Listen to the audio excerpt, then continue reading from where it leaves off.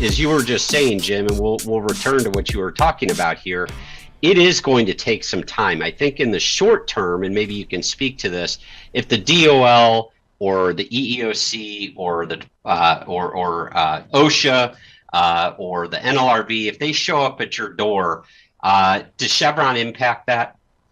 No, not at all. Right? There's a time thing, and there's a time component, and then there's the trickle down component. Because even after some time, and if we start getting some clarity, it's still going to take some time for it to get through those layers of bureaucracy. But all the standards, all the regulations, all the rules that you've been following when you're on the wrong end of a government investigation, that still applies, right? So when they come knocking on your door, you got to call Bert right away. You don't say, "Hey, Chevron, the Loper Bright case happened and it got rid of Chevron, so get out of here." You just make your normal call to Bert, and he'll help you. But yeah, in the immediate day to day, printing out Loper Bright decision and waving that in the face of the investigator is not going to be helpful if they show up at your door. Correct.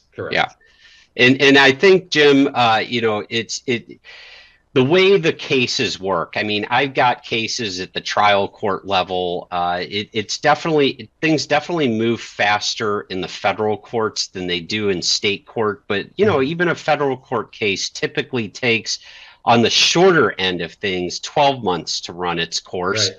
But typically closer to 18 months to maybe 2 years, maybe 2.5 years on the outside of things. So we're talking 12 months to 2.5 years for a federal court case to run its course. State court, you could be talking 2 years to 4, 5, 6 years for things to run its course. And so the point of that is that let's just stick with federal right now. Let's say you have a case that takes 18 months to wind its way through the trial court, the district court level. Then that gets appealed to the Court of Appeals, which is going to be no shorter than 6 months and probably closer to a year. Right. So now you're 2.5 years out. And then they may kick it back to the trial court, which then, can take another 6, 12, 18 months. Then it could go up to the Court of Appeals again. So we're talking several years before cases start to shape up within a appellate circuit. And then, of course, you have the fact that you may have different appellate circuits coming up with different rulings about the statutes that need to be interpreted, whether it be the FLSA, Title VII, the ADA, the ADEA, FMLA, as we said before, OSHA, the OSHA Act. So you've got all of this going on. You may have the circuits coming up with different rules and laws, and then that means it's going to eventually end up in the lap of the Supreme Court. I feel, and I'd be interested in your opinion on this, I feel we're at sort of the front end of what could be a confusing and tumultuous 3, 5, maybe 10, maybe 12-year time period. I mean, we're talking a decade, I think, before we really get certainty as to what the effects are going to be of Loper Bright. I absolutely agree, Bert. Just because the Supreme Court, opines on something doesn't mean that that's the end of the issue. We've seen this happen many times. I think affirmative action is a perfect example of that. The Supreme Court started weighing into affirmative action in the 70s.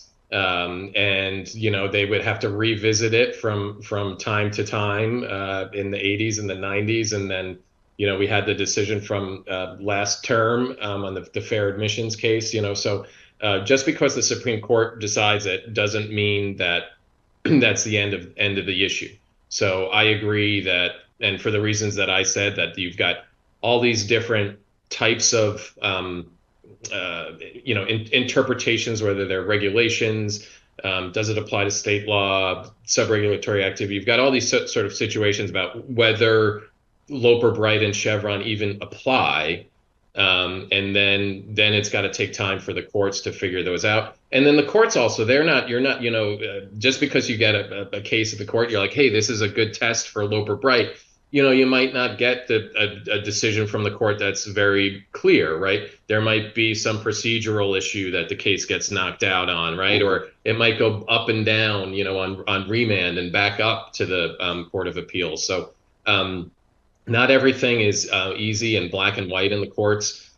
So I agree. I think we're going to be talking about this for some time, and that I wouldn't be surprised if the Supreme Court has to weigh in again to further clarify what they're talking about in Loper Bright, and what gets characterized or included under that interpretation or that case that they issued last week. So I think, Jim, we're still likely to see this pendulum swing wildly as the executive branch changes every 4 to 8 years, at least over the course of the next decade or so, while the effects of this decision are playing out. But what I do think will eventually happen is while that pendulum will still swing, eventually it's going to stop swinging as wildly. And it's going to take a bit of time for that to happen. But I think, again, we get a decade out from this decision, and the courts have then had an opportunity to weigh in. Maybe the Supreme Court has had an opportunity to weigh in on some of these cases to give more clarity to what things look like, which should clamp down on the wild pendulum swings that we see every 4 to 8 years. We do have an audience question, and Jim, perhaps you can tackle this one. The audience member wants to know why did the Supreme Court re-examine Chevron at this time? Why go back to a 1984 case and take a look at it and say it no longer applies? Sure. So I'll try to answer this as quick as I can. So for you, I had started to say that conservatives liked this case back in 1984, but over the years, many people have said, hey, this is giving too much power to agencies to almost be like they're like legislators and judges. They're writing the laws, they're interpreting the laws, right? And so we got to take that back, and we got to put the power where it goes, in the executive branch, in the legislative branch, and the judicial branch. And like we've just been discussing, it takes time for these sort of things to bubble up. You got to get the right facts, the right justices. So this is why it finally came to a conclusion here in Loper Bright. The particular facts of the case, we're dealing with regulating the fishing industry, and it's whatever, Fishing and Wildlife Services or whatever the federal agency told deep sea fishermen, like, hey, we've got all these regulations about how you got to behave when you're fishing, and we're going to put a monitor on your boat. This is what Congress said. We got to put a monitor on your boat, federal monitor, to make sure that you're following the law. And then that was all Congress said. The agency took it and said, oh, yeah, and the fishermen themselves, they got to be in charge of paying that monitor, right? Mm-hmm. So the fishermen said, hey, that's crazy. We understand we got to have a monitor, but Congress didn't say who's got to pay for it. So the agency they shouldn't have the authority to say that we've got to pay for it. So those are the facts of the case, and I think they chose a pretty good case to test that with. But that's why we got Loper Bright.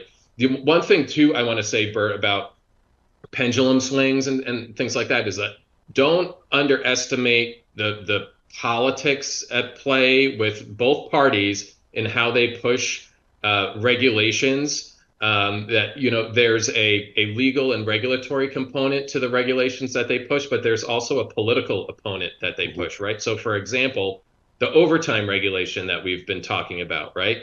In some ways, I think this administration doesn't care if they win either way with this regulation, because they can say, if it passes muster, they can say, hey, we gave you a raise. But if it does get struck down, they can say, hey, we tried to give you a raise, but we were stopped by perhaps Republican appointed judges. And this is why you need to vote for us in the coming elections. And, so we've seen administrations in both parties push the legal envelope, I think, when they know that their legal reasoning is dubious, but there's a political advantage for doing that. So I think you'll still see administrations pushing the envelope just because they know there's a little bit of a political victory they can secure. Well, I think you're exactly right, and we're already seeing that, Jim, because I read a headline this morning that the acting Secretary of the U.S. Department of Labor, Julie Su, has already said that they're going to continue to press forward with rules and policies in the wake of the Supreme Court's ruling last month. She said that they're going to move forward, and she said, the quote was, "We've had a number of, frankly, shocking decisions from the Supreme Court of late that are stripping away the rights of workers, the rights of women, and the rights of vulnerable communities, and the ability of the government to actually step in and help." And so they're fully intending to continue to press forward with their agenda. And not only that, we've been following on the program what's been going on down in Texas with the non-compete ban by the FTC. And the FTC, even in light of this case, has really doubled down on their non-compete rule, even after they suffered a setback down in Texas on that rule. So I think you're exactly right. We're going to see the administrative agencies plugging forward until they get reined in by the court system. Thank you once again for tuning in to This Week at Work. If you enjoy the show, please share it with your colleagues. Forward our invites. Share the link aimea.org/thisweekatwork, or follow or subscribe wherever you get your news and entertainment, like LinkedIn, YouTube, Spotify, Apple Podcasts. We're everywhere you are. And you can be part of the show. Send your questions and comments anytime to info@thisweek.work. We'll see you next week, 7:30 a.m. Central Time, when we discuss what's happening this week at work.